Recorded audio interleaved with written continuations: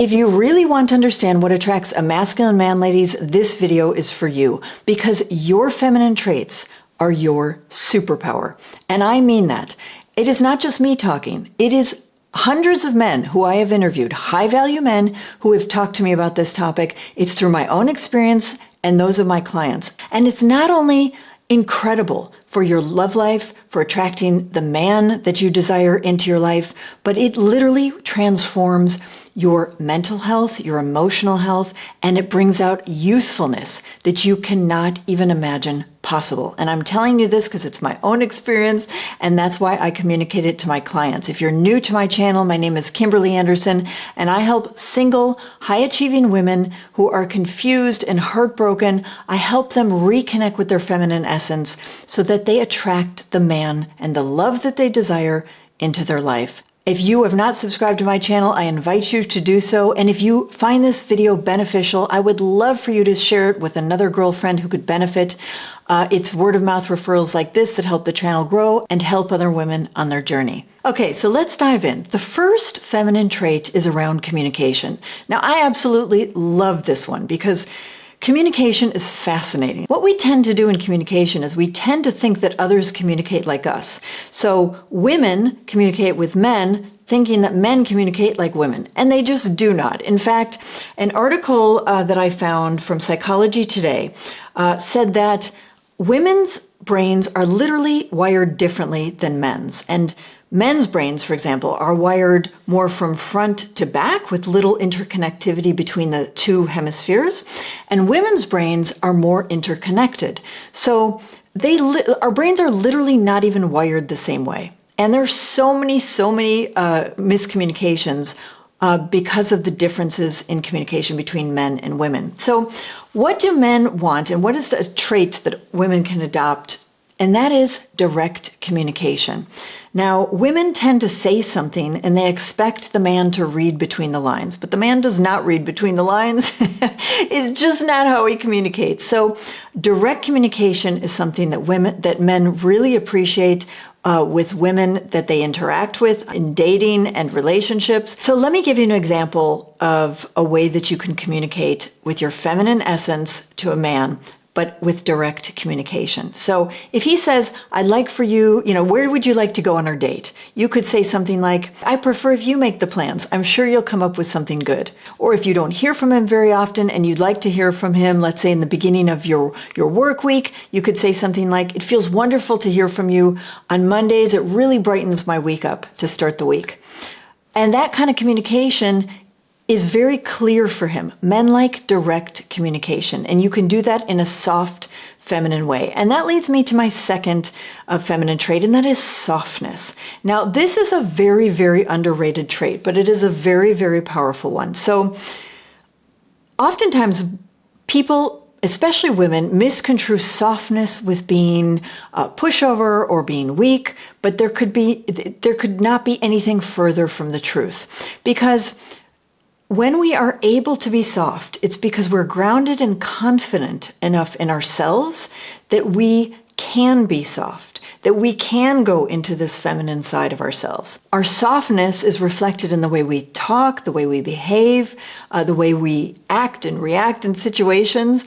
So this is about not being abrupt, not being defensive, and the only way that you can really step into being soft is through inner work. It's something that I have gone through for many, many years, so I am saving you years and years of personal development through my videos and through my work, because when you're grounded and when you feel secure and calm, that is when you can step into your softness. Let me give you an example. So let's say there is a dog that was bitten, okay? How does a dog that's been bitten act? Well, that dog usually, kind of cramps over, cuddles over in its corner and kind of, looks out from the corner of his eye and is afraid to socialize too much. Or when it does socialize, it starts biting other dogs or, is just afraid generally. Why? Because that dog has been hurt. And it's very, very similar for us humans.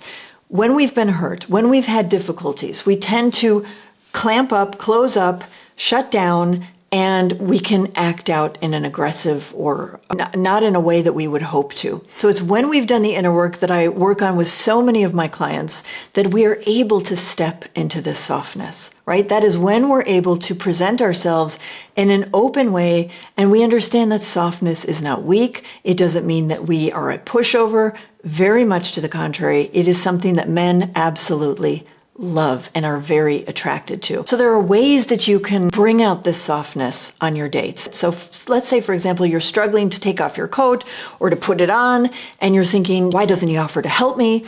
Instead of that, you can say something like, it would feel wonderful if you'd help me with my coat, or could you help me with my coat? And smile with softness.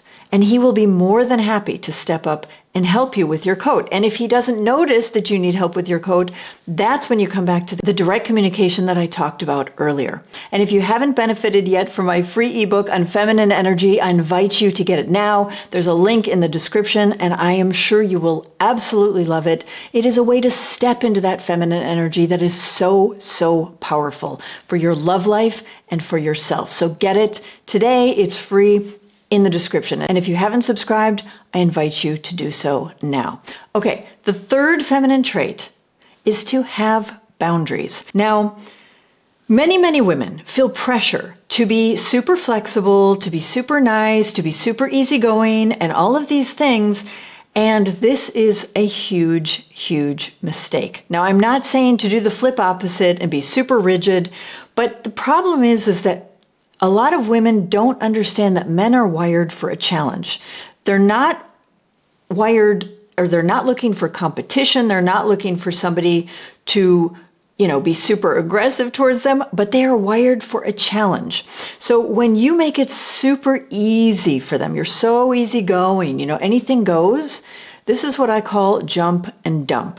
This is where you have no opinions. You sleep with him super easily. Let's say you go to a restaurant and order whatever he does. And essentially, ultimately, what's happening is you're not being authentic to yourself, right? So let's say you go to a restaurant and he says, what would you like to eat? And you say, well, I'll have whatever you're having. Whatever you're having is good. And you kind of shrug your shoulders, and it looks like you have no opinion. You have no identity. You look like a pushover. Now, the difference is if you really want the same thing that he's ordering. So let's say he says, I'm going to have the steak. What are you having? And say, oh, the steak sounds delicious. I'm having the same thing. I would love to have the same thing. So you want to have boundaries, because you do not want to go into the jump and dump category in his life. Now, the fourth feminine energy trait is to be curious. Here's where it gets complicated for women. A lot of women, they date and they think, this is the criteria of the man I want. I know exactly what I want. And they go into a date as if it's a job interview. And I have been guilty of this myself in the past, and I totally understand how it can happen. You think, what? I don't want to waste my time. I want this, and this. The challenge is that it cuts off the connection with the person that you're on a date with. And what happens is you might have compatibility with this person, but you're so fixed in your ideas of what you want that you're looking for this chemistry with this person that you're not even curious. So the fourth feminine trait is curiosity. You do not want to go into a date as a job interview, and you want to come in with questions and be curious in an authentic way about him, about his story, getting to know him. And this will lead to him being attracted to you because it's genuine. And when it's genuine, he will feel respected and he will feel understood.